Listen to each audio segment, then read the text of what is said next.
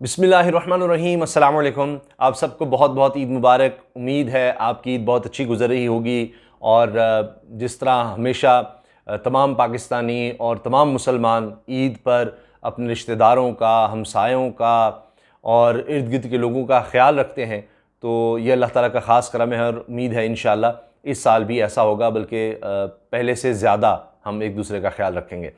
जनाब, ईद पर भी ख़बरों का सिलसिला चूँकि जारी रहता है, अचानक एक बड़ी खबर आई कि एक ही वक्त में, एक ही दिन में दो बड़े इस्तीफ़े आ गए इस मौजूदा हुकूमत की तरफ से और दो वज़रा के इस्तीफ़े आए हैं। अब इसके बाद इतनी ज़्यादा चहमगोइयाँ शुरू हुई कि फ़ौरी तौर पर जनाब इसके हवाले से वजाहतें आ गईं, हुकूमत की तरफ से वजाहतें आईं। लेकिन क्या ये वजाहतें काफ़ी थीं? क्या यही हकीकत है जो कि हुकूमत की तरफ से कहा गया जी ये वजूहात थी इस्तीफ़े की, या कुछ और भी है? इन वजाहतों को मान भी लिया जाए तो भी, और पीछे जो कहानियां बताई जा रही हैं तो भी, ये बड़ी तशवीशनाक बात है इस मौजूदा हुकूमत के लिए। दो इस्तीफ़े जो अचानक आए, बड़े इस्तीफ़े आए। अयाज सादिक साहब का, MNA है, साबिक स्पीकर कौमी असम्बली हैं, उनका इस्तीफ़ा, और वो विफाकी वजीर हैं इकनॉमिक अफेयर्स के। अब ये बड़ी अजीब बात है कि इस वक्त मुल्क की इकॉनमी जिस तरह से तबाही की तरफ जा रही है, उस वक्त एक इस्तीफ़ा आ जाए, और वो भी इकनॉमिक अफेयर्स के मिनिस्टर का, जो तजर्बाकार भी है, बहुत सी चीज़ों का उसको पता है, उसका इस्तीफ़ा। और फिर ये इस्तीफ़ा लिया गया है, ये बात भी कही जा रही है, इस्तीफ़ा लिया गया है।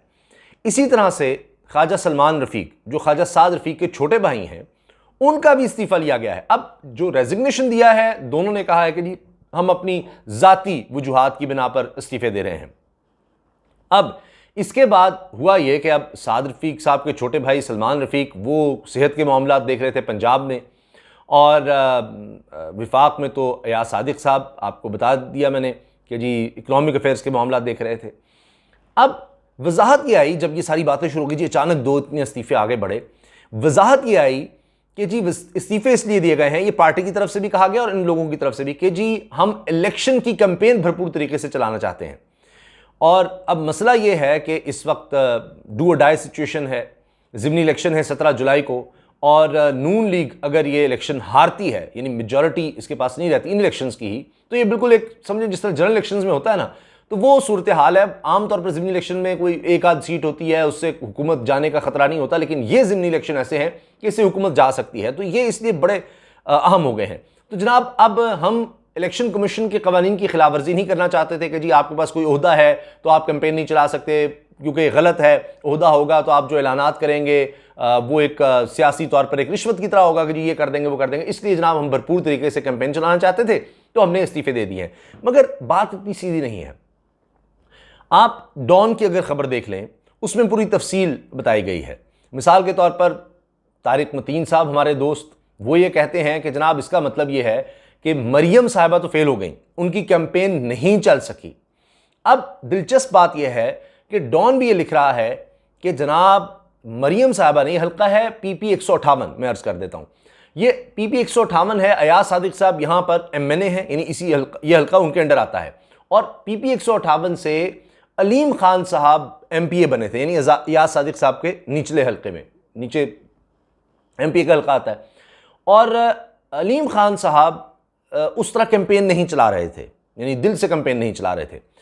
इसके बावजूद जनाब कहा जा रहा है कि जी ये जो हल्का 158 है, यहां पर मरीम साहबा ने जितने भी जलसे किए उनमें ये ज्यादा भरपूर जलसा था। आप सोचिए जरा, क्योंकि बाकी तो लोटों के जल थे ना, यहां उन्होंने अपने ही कैंडिडेट को, गालिबन शराफत नाम है उनका, उनको ही टिकट दिया है, जो कि अलीम खान से हारे थे, और कोई 7,000 वोटों से हारे थे, शायद 45,000 के करीब उन्होंने वोट लिए थे। अच्छा, अब असदुल्ला खान, हमारे दोस्त, एंकर, जर्नलिस्ट, और अजमल जामी, दोनों ने आपस में जनाब एक्सचेंज भी किए हैं नोट्स, दोनों ने हल्कों का दौरा किया है, ये गढ़ी शाहू, धर्मपुरा। यहां पर रिवायती तौर पर मुस्लिम लीग नून का ये गढ़ रहा है। अब आप देखिए कि मरियम नवाज साहबा इस बुरी तरह से फेल हुई हैं कैंपेन चलाने में कि ये दो इस्तीफे लेने पड़े। अभी मैं उस बात पर नहीं आया, अभी मैं सिर्फ इनकी अपनी वजाहत को एक्सप्लेन कर रहा हूं। जो अंदर की कहानी है, जो डॉन ने लिखी है, मैं उस पर बाद में आऊंगा। अब जो इनकी वजाहत है उसके मुताबिक इसका मतलब है कि मरीम साहबा फेल हो गई, और जो इनका रिवायती हल्का था, बड़ा ताकतवर हल्का था, कि अलीम खान साहब पूरे जोर लगाने के बावजूद सिर्फ 7,000 से जीते थे। अब वहां पर यह हाल है, असदुल्ला खान, अजमल जामी, जितने भी लोग जाकर सर्वे कर रहे हैं वो बता रहे हैं कि लोग कहते हैं जी कमर तोड़ दी है, बेड़ा गर्क कर दिया इन्होंने मईशत का, हमारे रोजगार का, इतनी गुर्बत फैला दी है और इतनी महंगाई कर दी है, लोड शेडिंग है, बुरा हाल है। और इसमें एक और बात ये भी है कि ये कोई पोश इलाका नहीं हम इसको कह सकते। तो यहां पर मुतवस्सित तबका है, मिडिल क्लास है, लोअर मिडिल क्लास है। तो अब वो उस तरह कहें कि जी अमेरिका का बयानिया, इमरान खान साहब का करिश्मा, ये सब नहीं, नहीं जनाब, वहां पर ये अपनी जगह होगा। समझा जाता है जी नहीं, इमरान खान पोश इलाकों में या उस तरह की फैमिलीज और ये और वो आते हैं, भाई सिर्फ क्या वही लोग हैं, खैबर पख्तूनख्वा में सारे यही हैं। तो अब कम से कम अगर हम इसी हल्के की बात कर लें जो तो इतना स्ट्रॉन्ग गढ़ है कि बस जितनी भी आप बात कर लें, वहां पर यह सूरत हाल हो गई है कि जनाब हमें कैंपेन चलाने के लिए अब वजीरों के इस्तीफे लेने पड़े हैं कि वहां जाकर कैंपेन चलाओ। अब इन्होंने कोई खुशी से नहीं दिए, ये लिए गए हैं। यह बात भी हो रही थी कि जी ख्वाजा सलमान रफीक और साद रफीक दोनों भाइयों का इस्तीफा लिया जाए, वो यहां कैंपेन चलाएं। लेकिन फिर बात यहां पर आई कि नहीं, याद सादिका ले लेते हैं। और अब मरियम साहबा तो फ्लॉप हो गई, उनसे बात नहीं बनी। अब ये भरपूर तरीके से उतरेंगे। पैसा पहले भी चलाया जा रहा है, मजीद चलाया जाएगा। और ये बहाना कि जनाब इलेक्शन कमीशन की खिलाफ वर्जी नौकवानीन की सरकारी तौर पर ओहदे रखते हुए जनाब ना, वो क्या नहीं हो रहा। शहबाज शरीफ से लेके हमजा शहबाज मीटिंग्स तक कर रहे हैं, हर तरह से सरकारी वसाइल का इस्तेमाल हो रहा है। तो ये सिर्फ एक बहाना है। ये अब मैं वजाहत से दूसरी तस्वीर की तरफ आ रहा हूं जिसका जिक्र डॉन में भी है। एक तो ये बात की जा रही है कि शहबाज शरीफ साहब ताकतवर हलकों की ज़्यादा सुन रहे हैं, नवाज़ शरीफ की नहीं सुन रहे। नवाज़ शरीफ साहब वापस नहीं आ सके, इसहाक डार को अभी तक उन्होंने ओहदा नहीं दिया जो वो लेना चाहते हैं। कभी वो सुनते हैं हम कि जी सेनेटर के चेयरमैन या तो बनना चाहते हैं, या कम अज़ कम वो कहते हैं जी ये वज़ीर ख़जाना तो मैं हूँ। वो बात अभी तक नहीं बन रही।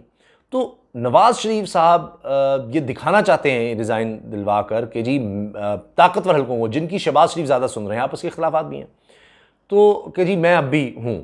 तो उन्होंने डायरेक्टली ये कहा है कि नहीं नहीं ये भी आए मैदान में। तो इसका मतलब मरियम से भी बात नहीं बन रही उस तरह से।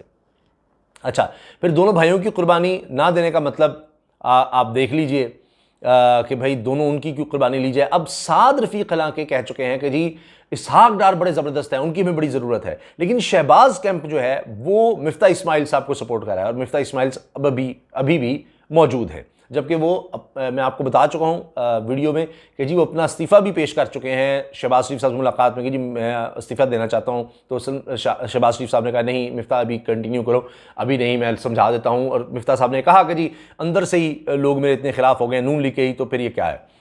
अब ये इस वक्त सूरत हाल है। हल्का 158 गढ़ जहाँ पर इतना ज़्यादा मसला बन गया है, और अब दूसरी तरफ 157 है सलमान रफीक साहब का, वो डायरेक्टली हल्का नहीं आता, फिर भी उनसे इस्तीफ़ा दिलवाया गया है। तो इसलिए बहुत सी चहमगोइयाँ हो रही हैं। फिर कहा जा रहा है जी ये लोग वापस आ जाएंगे। लेकिन एक बात तय है कि अब नून लीग की मकबूलियत नहीं रही। हर सूरत इलेक्शन जीतना चाहते हैं, उसके लिए तमाम हरबे इस्तेमाल किए जा रहे हैं। इमरान खान साहब ये कह रहे हैं कि जी ये फ्री एंड फेयर इलेक्शन नज़र नहीं आ रहे। लेकिन यह है कि फिर भी इतने लोग निकले कि धांधली के बावजूद हम जीते, एम्पायर साथ में मिलाने हम जीते।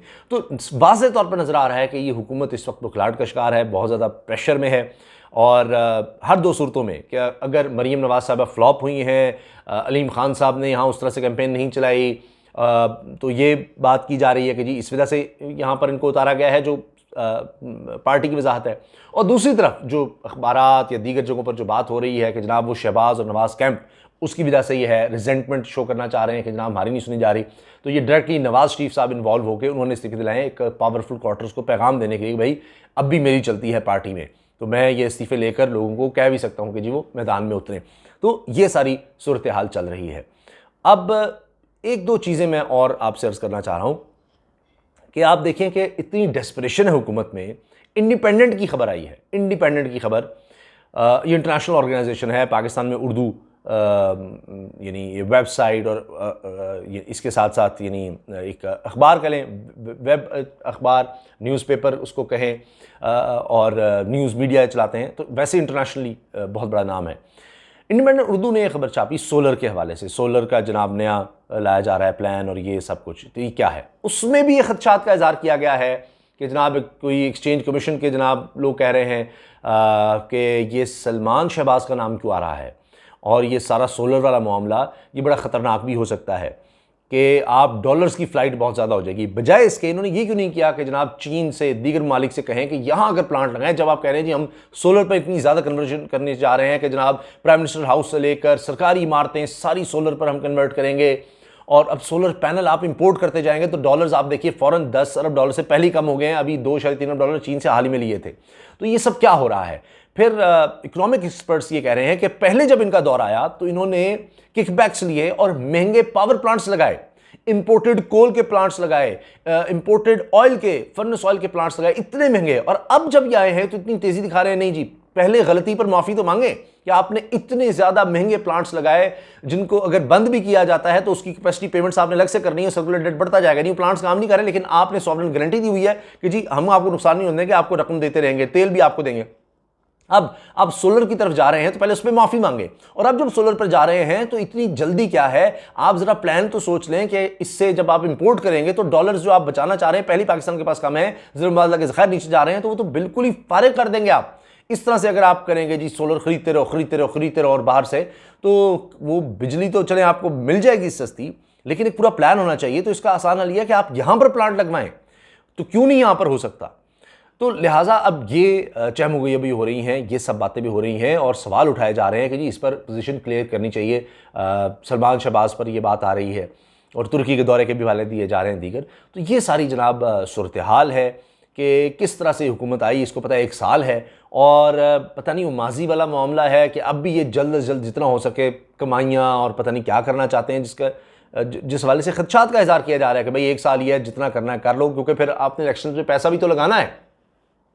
और मैं आपसे अर्ज़ कर दूं कि मुझे खुद एक बहुत बड़े सियासतदान ने जो इस वक्त मौजूदा हुकूमत का हिस्सा है, उन्होंने बात कही थी कि जी देखें ना, बीच में हमारी बारी नहीं आती, 10-10 साल बारी नहीं मिलती, तो इसलिए फिर ये होता है कि जब बारी मिली है तो हमें होता है कि यार जल्दी जल्दी ज़्यादा से पैसा बना लें, क्योंकि फिर इलेक्शन में लगाना है। तो अगर हमें पूरा एक मौका मिल जाए ना, ताकि हमारा पेट भर जाए, तो ये सोच है जनाब कि पेट भरना था कि बस टाइम कम है, जितना हो सके आप पैसा बना लें, जितना हो सके कर लें।